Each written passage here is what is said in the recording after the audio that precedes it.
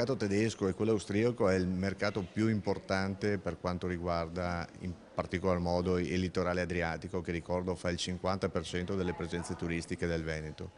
Ci sono altre strade per far capire a tedeschi e austriaci che le spiagge venete sono sicure.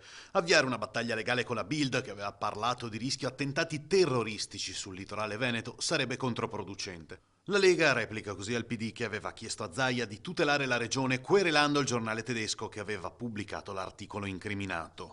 Io non partirei a far crociate nei confronti di giornali che poi diranno o troveranno comunque il modo di smentire quello che ha scritto la Bild. Lo ha sempre fatto, lo ha fatto al tempo delle alghe, lo ha fatto al tempo della mafia con la pistola, è un loro modo di operare. Io credo che ci siano anche dei forti interessi, in particolar modo dei tour operator tedeschi, di spostare dei flussi verso nuovi mercati.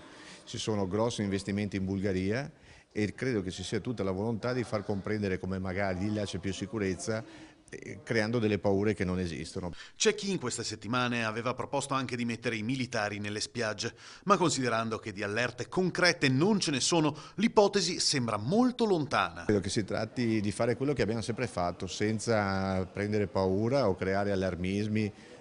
Leggo di esercito in spiagge, io credo che sarebbe un messaggio assolutamente deleterio. Non c'è l'esercito in spiaggia in Egitto o da altre parti, è l'ultima cosa che dobbiamo fare nelle nostre spiagge. Dobbiamo continuare a fare quello che è sempre stato fatto, una grande rete di controllo.